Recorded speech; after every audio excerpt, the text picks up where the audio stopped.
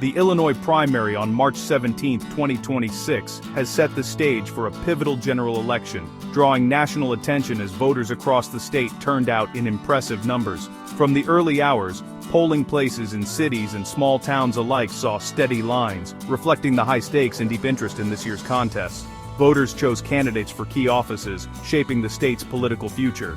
Every ballot cast was a voice in deciding who will lead Illinois through the next chapter, with issues like education, healthcare, and jobs weighing heavily on people's minds. The retirement of a longtime U.S. Senator opened a fiercely contested race, drawing both seasoned politicians and fresh faces. Meanwhile, the governor's race features a high-profile rematch, with both candidates rallying their bases and debating the direction Illinois should take. Local leaders face tough challenges, testing their grip on power and their ability to connect with voters. Many incumbents found themselves defending their records, while challengers promised bold change.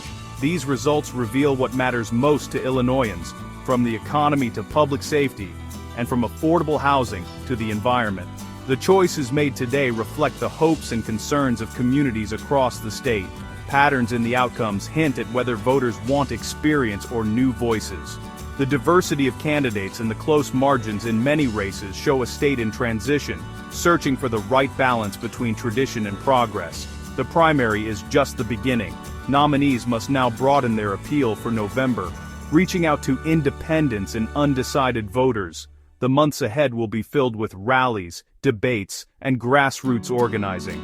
The focus shifts from party battles to debates about Illinois' future.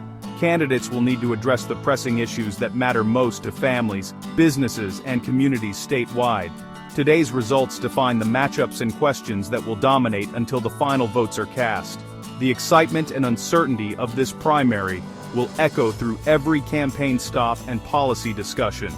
The journey to November has officially begun, and Illinois stands at the center of the nation's political conversation.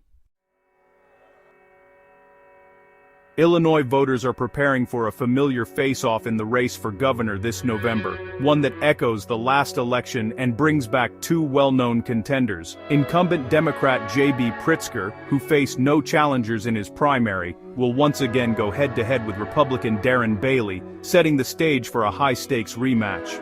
Pritzker is highlighting his achievements on infrastructure improvements, balanced state budgets, and expanding access to healthcare for Illinois residents.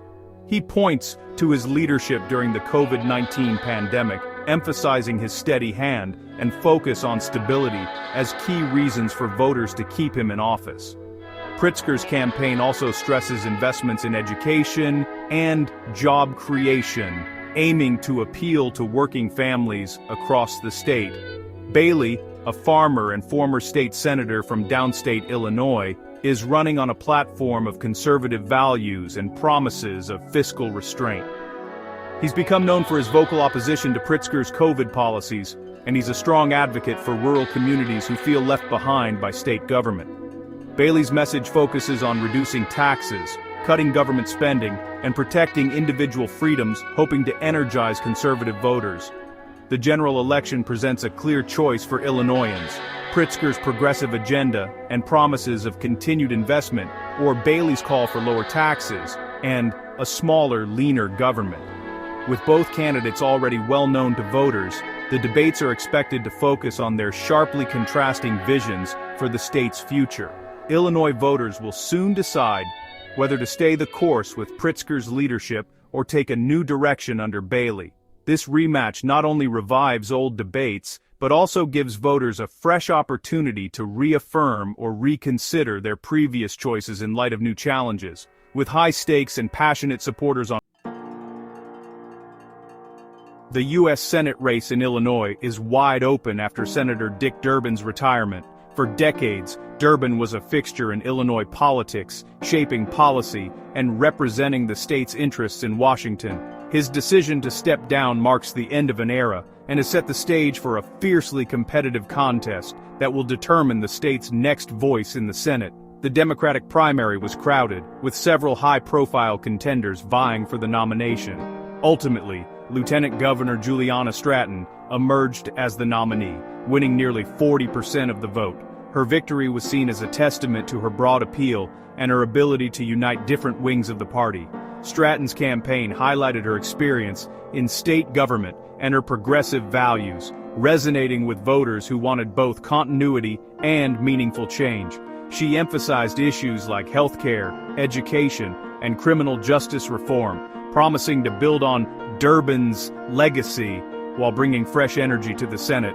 Congressman Raja Krishnamurthy was her closest rival, running a strong campaign focused on economic opportunity and bipartisanship.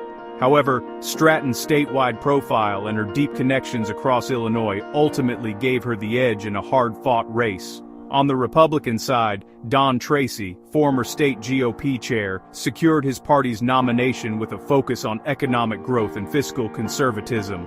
Tracy campaigned on lowering taxes, reducing government spending, and supporting small businesses, themes that resonated with the Republican base. Tracy's experience as a party leader and his reputation for pragmatic problem-solving made him the clear choice for Republicans looking to regain influence in a state that has leaned Democratic in recent years. The general election will pit Stratton's progressive record and vision for social justice against Tracy's conservative platform and promises of fiscal responsibility.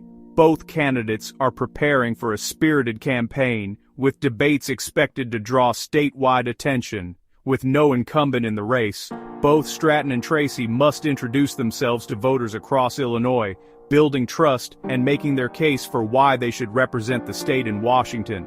Their ability to connect with communities from Chicago to downstate will be crucial.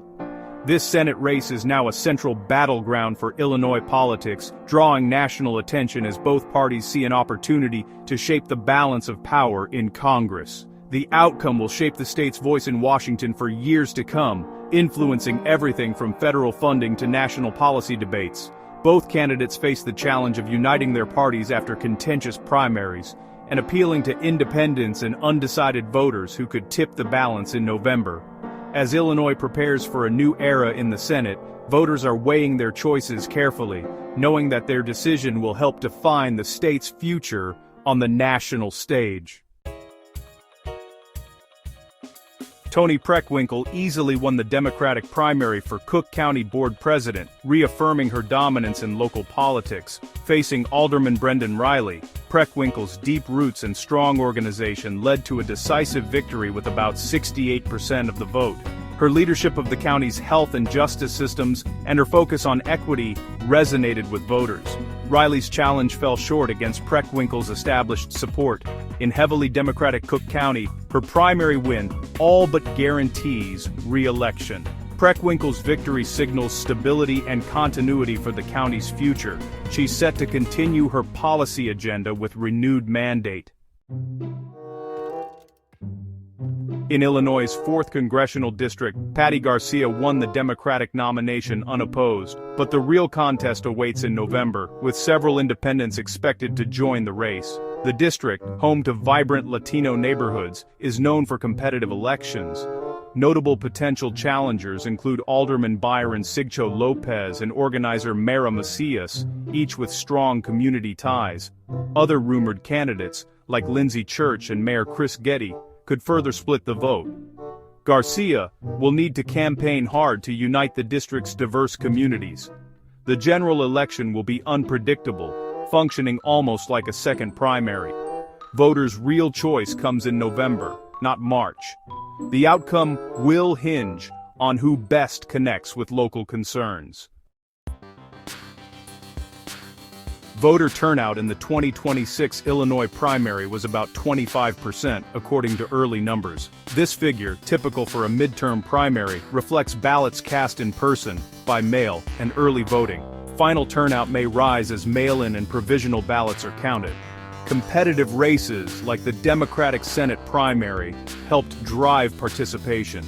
Lower turnout suggests campaigns must work harder to energize voters.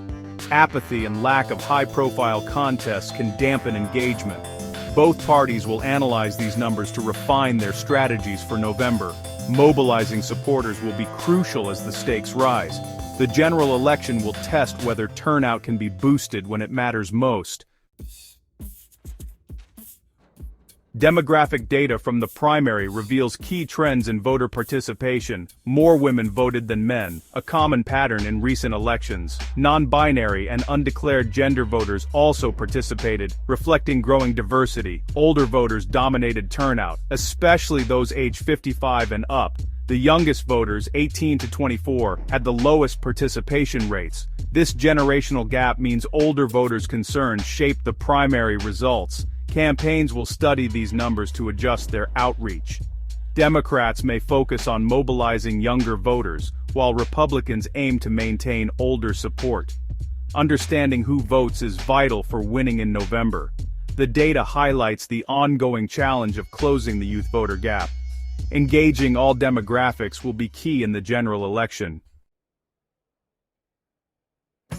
Beyond the headline races, several key congressional primaries shaped Illinois' delegation. Donna Miller won the Democratic primary in the 2nd District, covering Chicago's South Side and suburbs. Incumbent Mike Quigley secured the 5th District, maintaining his experienced voice in Congress. LaShawn Ford claimed victory in the 7th District, bringing state legislative experience to the federal level.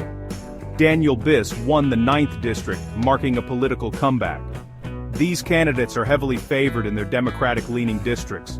Their win set the stage for new and returning voices in Washington. Illinois' congressional delegation is poised for both continuity and change. The 20,000 no Mwenda Kronmater Gan. So second Illinois primary has defined the matchups for November's general election. Voters face a governor's rematch and a new era in the U.S. Senate race. Toni Preckwinkle's win signals stability in Cook County leadership. Lower turnout, especially among young voters, remains a challenge for democracy. Campaigns must find ways to engage and mobilize all segments of the electorate.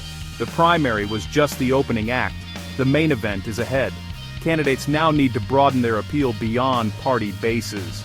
The debates will sharpen, and the stakes are higher than ever.